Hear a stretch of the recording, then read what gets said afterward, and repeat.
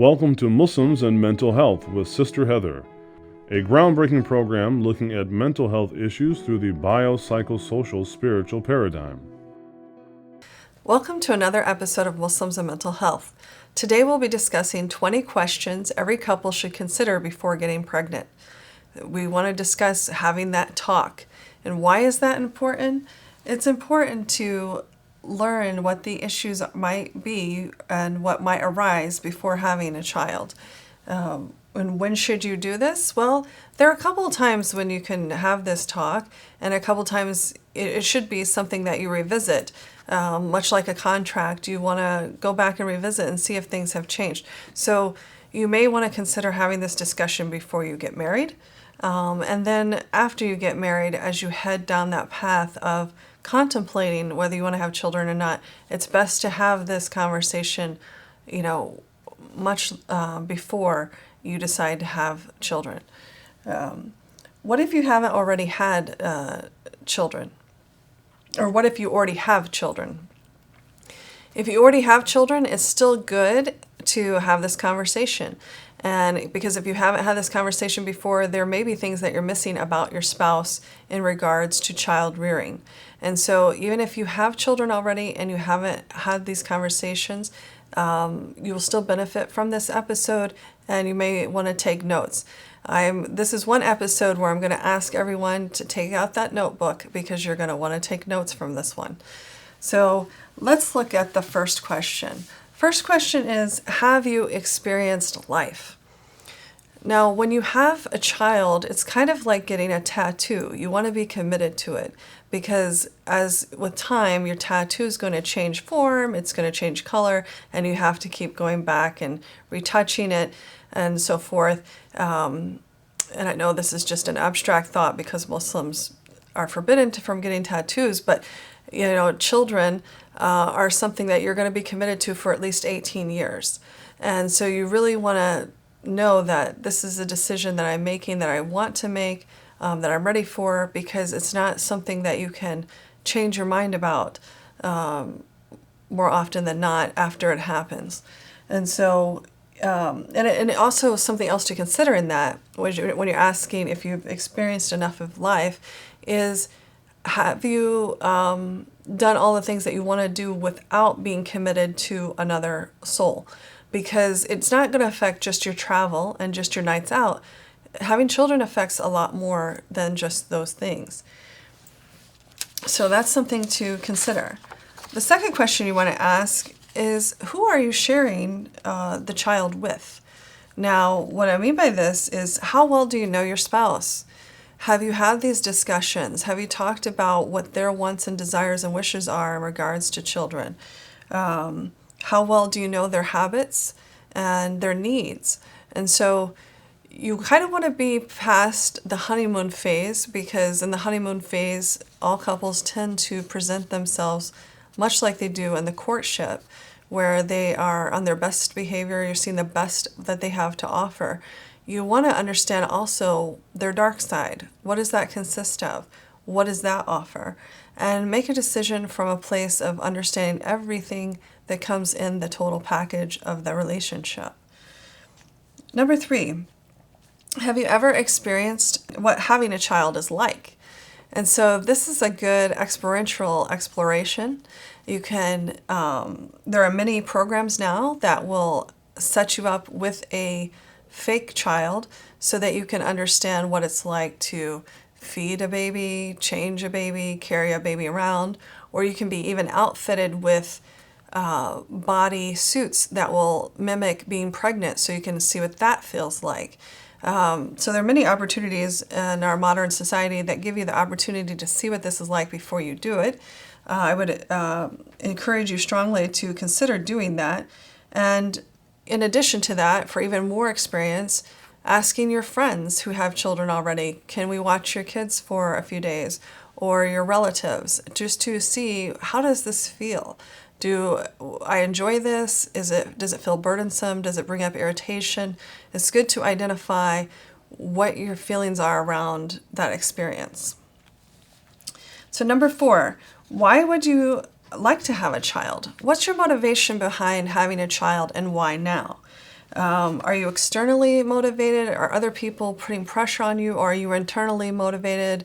You feel like now is the time and I really want to do this. What was your own experience as a child? And how might that be affecting you wanting to have children? Did you have such a positive, overwhelmingly positive experience as a child that that's what's driving you?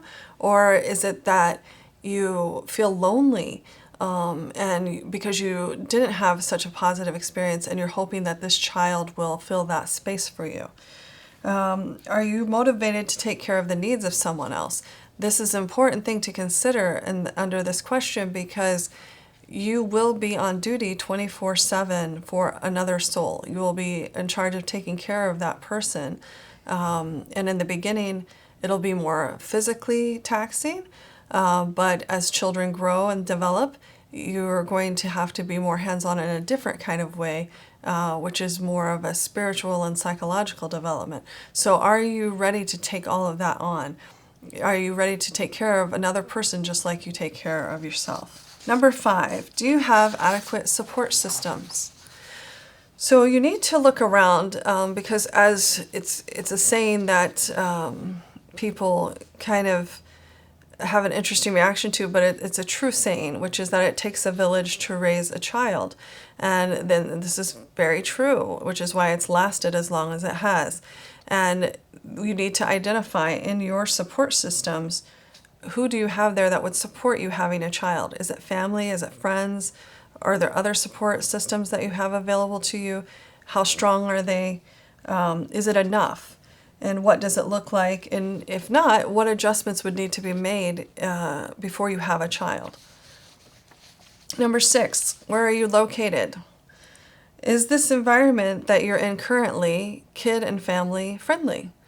Do you live downtown in a high-rise that has no parks nearby, no child-friendly activities, or do you live out in the country? Where do you live? So that's something to really put some thought into and consideration, because having a child might require that you actually move to another location. And also just even putting down your dreams about what you envision as a family-friendly environment. That's going to be something different for everyone.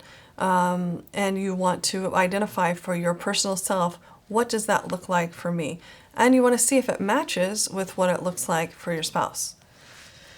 Number 7, how will a child affect your career plans? As we all know, that work-life balance is like walking a tightrope. And so you need to consider, are you going to be able to manage having a career at the same time as having a child? What will that look like? How will that work? How will you manage your own self-care in that process? There are many people who do it, and most people talk about the struggles of it. It's not an easy task, and so you have to really put some time and planning into that. Number 8, how will this affect your health? You need to take a current inventory of your current health and then see how having a child will affect your health overall. Having a child will affect your body for sure, and there are risks during pregnancy that people often don't even know about. So it's something to investigate and educate yourself about, and find out if it's worth the risks to your health to have a child, and how it will change your health long term. There are things that come up during pregnancy that people can't foresee. So you kind of need to take in all of these questions into account before you start down that road of pregnancy. How many children do you want to have? Number 9, and how close are they together? So have you thought about the number of children that you want to have? And it's important to do your homework on child development. And so when we talk about how close they are together, how much you want to space them out, research indicates that approximately 3 years spacing is the ideal for children. At approximately 3 years, so between the 2 and 3 year marker. But if you have the time, if you prepare ahead enough, I would advise anyone watching this to take a child development class. Even if you've already had your children and they're young, I would still advise you to take a child development class. It can only benefit you in learning about how children develop and what to be looking for, and if your child is meeting those markers. So it's really the most advantageous to take part in that before you have a child. Next, number 10, can you afford a child? There are a lot of expenses to consider when we consider having children. Some of those are food, clothing, and shelter, the most obvious ones that we have to even consider for ourselves. But beyond that, then there's educational expenses. Do your husband and yourself, or your wife and yourself, want to go private education or public education? What are the expenses in that? What do you think about college and funding their college tuition? And beyond, what are your other expectations? What do you want to impart to your children, and what is that going to cost? Number 11, do you like cooking, and can you afford a cook? As with marriage itself, there are duties either for both spouses or one spouse to cook the meals for the family. And when you add additional children, you not only add additional work in terms of cooking, but you become a nutritionist as well, a pseudo-nutritionist.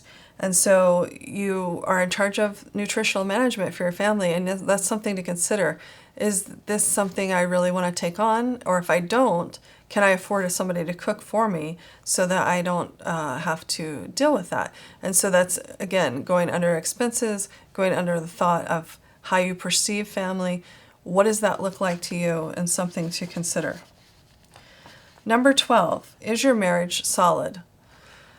Now, I would like to recommend for all married couples watching that you have actually already had premarital counseling. Or if you know somebody getting married, suggest that it's a really good way to go. If that did not happen, you can still have time to work on that.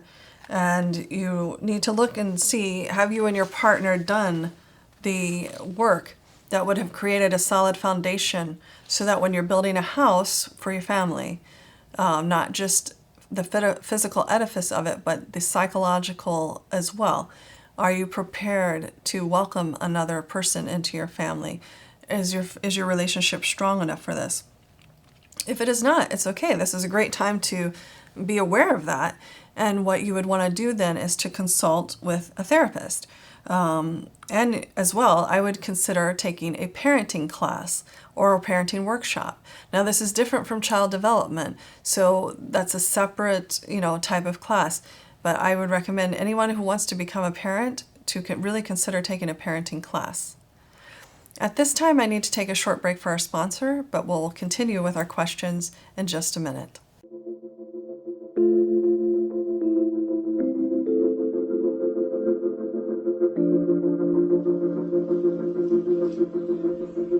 Hi, welcome to Adelante. This is Adelante Recovery, and my name is Yvette Kuglin, and I'm part of the staff. Adelante Recovery Center has helped people in dual diagnosis for 5 years. We accept most PPO insurances and provide luxury accommodations and 24-hour support. To speak with an admissions counselor, call 1-888-242-4450. A lot of time we don't even know what's wrong with us, and sometimes we need to get away to figure that out. So if you want to go for a little retreat out in Corona Del Mar, which is a confidential location, we're here to help. So we're only a phone call away. Thank you. Welcome back to Muslims and Mental Health. Today we're discussing 20 questions every couple should ask before becoming parents. So starting again with question number 13, do you have pets? Now this is a question that people don't often think about, but it's a very significant question. And if you have a pet, the role that has become in a relationship with your spouse, that in and of itself has taken on space in your relationship. But when it comes to having a child, there are certain animals that can actually affect your health and the health of the child.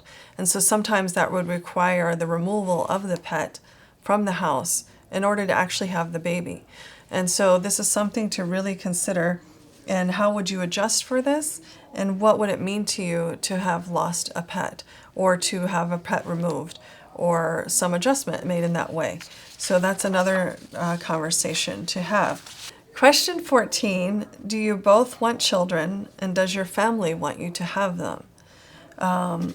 Again, this goes back to knowing your support structure and also knowing your spouse. Do you know if your husband or your wife actually wants to have children? I mean, this is a question that ideally would be asked before you get married, but needs to be revisited after you get married. So you need to know this information. You don't want to just have a child without knowing if your partner would like to.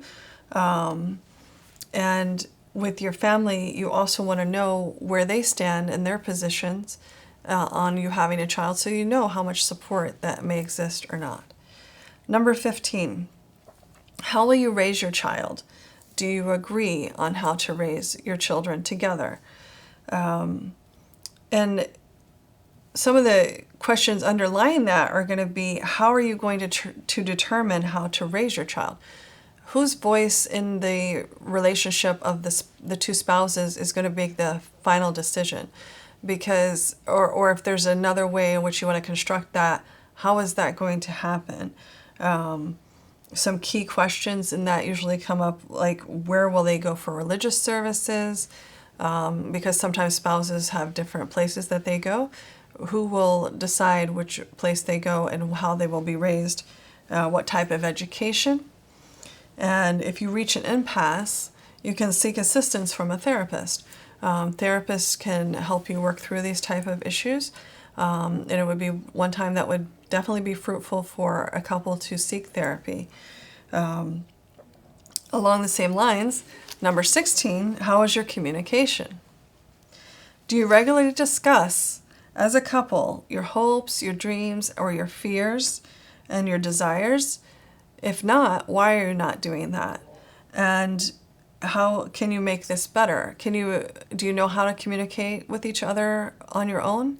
Maybe not. Maybe you have grown up in families where communication wasn't so open, and in which case, again, seeking the consultation of a therapist would be helpful, because therapists can teach you communication skills.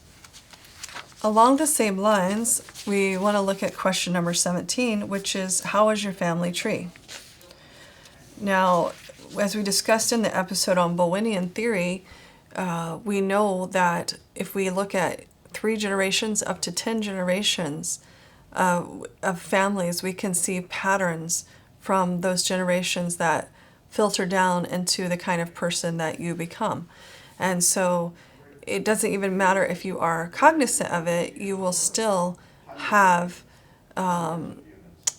traits that you pick up from your families that you will pass on to your own children. And you want to be able to identify what those might be. And so one of the ways you can do this is by looking at your family tree. What were the issues in your nuclear family growing up? What were the issues of your spouse and their nuclear family growing up? What do you need to be prepared for? Are there addictions? Are there compulsions? Are there social behaviors that were unacceptable? Or even on the other side of that, the positive traits. You know, I can suspect that my child will be this kind of height and this body weight and this, all these different characteristics that we inherit both genetically and socially. And if you have trouble identifying that on your own and getting objectivity, a therapist, again, is a good asset to have, who can actually provide you with what we call a genogram, which will trace those generations and give you some idea of what you might be looking at when it comes to your own children. Number 18, would you be able to raise your child alone? This is almost a morbid question in some ways, but one that definitely needs to be considered, because as we know in our modern day society, we have a divorce rate which is around the 50% mark. So there is a possibility that you may end up in a divorce, or the person may pass away, or there's also the possibility at some point that your spouse may be handicapped or disabled in such a way that you become the sole supporter for the family. And so the question is, if that happened, how would you handle it? What would your supports be? What could you do about it? And is that something that you are comfortable with? It's just one more question to consider before you have a child. Number 19, have you considered life planning? And what I mean by this question is even more in depth to the last question. Have you made your wills? Have you considered life insurance? What other support systems besides human beings have you put in place that would ensure a structure for raising a family that would make it most ideally conducive to doing so? And lastly, number 20, could I be a stay-at-home mom if I wanted to? Now, this is a good question because what often happens is before people have children, they have a lot of ideas about how they want things to be. And there's also the reality of being in this situation. So sometimes we think about, boy, I'd really like to get some ice cream. And then once we're in the situation of eating the ice cream, we think about the fat that it might be putting on our bodies. And so in the same way, with all experiences, is a different experience once you're in it. And so we have seen that many times these sort of life events, particularly with children, priorities change. And sometimes mothers don't want to go back to work after that. Or maybe the father doesn't want to go back to work after that because they're so attached and engrossed in the raising of their child. And this is quite a normal experience to have, but if you did have it, how would you accommodate that? And could you, if you wanted to stay at home? Now, after covering these 20 questions for you to consider, there are also some other things you need to consider that you may not have thought about. And there are particularly ones that I would call red flags. And these are very, very important to consider because we know the outcome of many families who have struggled with these particular issues. And so I would like to share those with you now. So some red flags that would make you want to consider having children at all would be if there have been past or present physical, emotional, or verbal abuse in your own marriage relationship or experienced by one of the parents in childhood. And this doesn't mean that you shouldn't have children at all, but those issues need to be worked on and addressed before having children. If they're not, typically it is, the children also become victims of what is an abusive experience. Another red flag is untreated addictions or mental illness such as major depression. Research shows that if you have a person that has major depression, when you are pregnant, that can actually deepen the level of depression, and this would be very dangerous for both the mother and the child. So it's something to also consider. Couples who have not figured out how to support each other's differences. Sometimes we see couples having a child thinking that will solve some of their issues. And this is the sort of wrong kind of thinking that gets children into a victimhood status. Couples need to work through their issues before they have children because not doing so, causes issues for the actual new member of the family, the child. And so it's something to work through, and it can be done. It can be worked through in therapy. Couples who are not sure why they want to have kids. This can be an issue because once, as we were talking about earlier, once you have the experience, people can change. And if they really weren't sure they wanted to have a child and decide after the experience they really don't, then you could end up in a situation where one parent is raising the child on their own, or neither parent wants the child, and then society itself has to consider what to do with this child. Frequent arguing or dissatisfaction in your relationship is another red flag. Trust issues such as infidelity, or financial issues, or familial issues. We know from research that there are really 4 main issues that cause problems in a marriage relationship that can lead to divorce. 3 of these are financial, your in-laws, and your fidelity. And so you want to consider where you stand with those issues. If you have trust issues around those three, you really want to reconsider that as a red flag. And lastly, irresponsibility from one another or partner regarding work, money, or basic responsibilities. So as we discussed in the beginning of the question section, you're taking on an extra financial responsibility and responsibility for another human being. And so if you have any questions about your spouse in that regard, that's another red flag and something you really need to consider. So what can you do about all these things? A lot of questions, a lot for you to think about. Well, you can write down your concerns. That's a good place to start. Write down your reactions to these questions and your questions to these questions. Talk to your spouse. Find out how they're feeling about having a child. Talk to your family, your friends, your other support systems, and seek professional help. Therapists are there and qualified and ready to help you. And then lastly, you can seek help from your imam to get a more spiritual perspective and find out what ways the community, in terms of the Muslim community, can be supportive of you as well.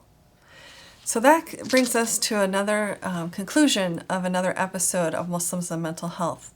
Thank you for joining us today. We appreciate your comment, your feedback, your concerns, anything we can do to help serve your community. Please reach us at nafshealertherapy@gmail.com. That's NAFSHEALER therapy@gmail.com. Thank you.